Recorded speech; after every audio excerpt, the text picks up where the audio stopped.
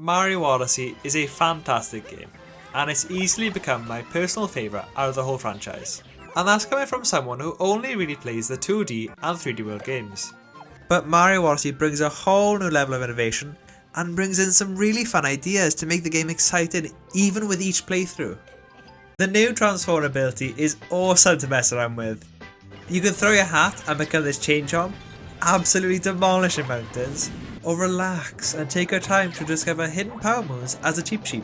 And let's not forget about the T-Rex. It is absolutely insane for a Mario game, and yet exciting at the same time to crush everything around you.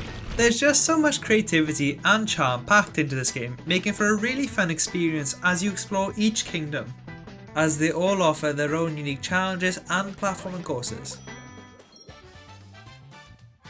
Mario Odyssey also encourages you to play the game your own way by offering a multitude of different traversal options.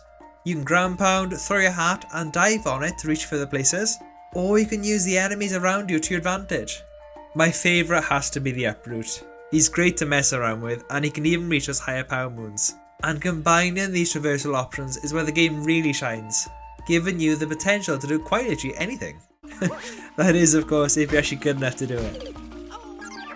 The 2D platformer sections were an amazing switch up from the normal gameplay, and served as the perfect way to make the levels more interactive, with different pixel art depending on how you've customised Mario. There's some sections which have really utilised this style of gameplay, making for some really fun challenges overall. And these sections deviate by adding different gimmicks like gravity, making the challenges so much more fun to complete, and I always look forward to doing them. Not just because I love pixel art. Each kingdom is also bursting with unique designs and challenges, and the fact that each level is massive allows for plenty of opportunities to explore and discover new hidden power moons. The challenges of Mario Odyssey are also very unique, from the belly bouncing race in the Snow Kingdom to beach volleyball. There's even this one sheep herding challenge where you have to guide the sheep to the goal, but of course mine just decided to walk off stage.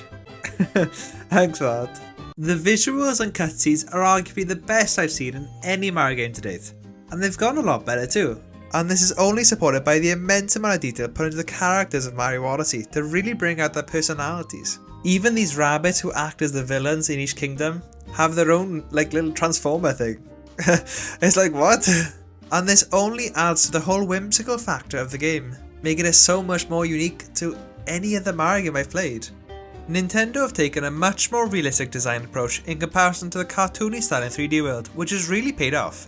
I mean, just take a moment to look at the scratches on this chain chomp, or the individual strands of hair on Mario's moustache. It's minor details like this which add so much life to the nostalgic characters we've grown up with. And even when you think you've discovered everything Mario Odyssey has to offer, Nintendo surprises you with its post-game content, revealing new challenges, more character interactions, and even more power moons repopulated on different areas of the map. Wait, they added a dating simulator too?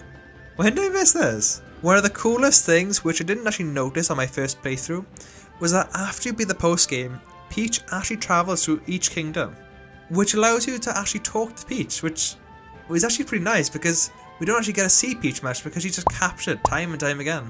To power up Mario's new airship, you need to collect these power moons, and even if you're not a big collectathon like myself, you'll find yourself actively hunting them down. And I speak from experience, because you only need 124 moons to beat the game, but I've managed to amass 700 moons, and that's only during my 60-hour playthrough. The main highlight of the game for me was definitely New Donk City. Not only is it completely different to the other kingdoms, but it feels so much more packed with areas to explore.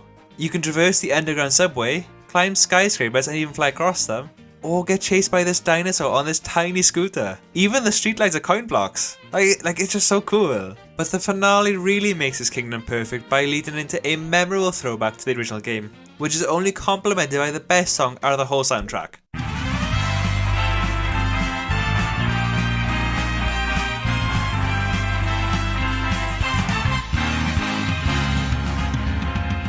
It's very easy to get lost in the world of Mario Odyssey, and that's a large reason as to why I absolutely love this game. One minute you could be a funny little guy rolling around in the grass, and the next minute you collect enough coins to buy Mario a wedding dress. With an abundance of fresh ideas, Mario Odyssey has certainly remained one of my favourite games, and is undeniably a strong performer in the gaming industry today, despite the fact it was released in 2017.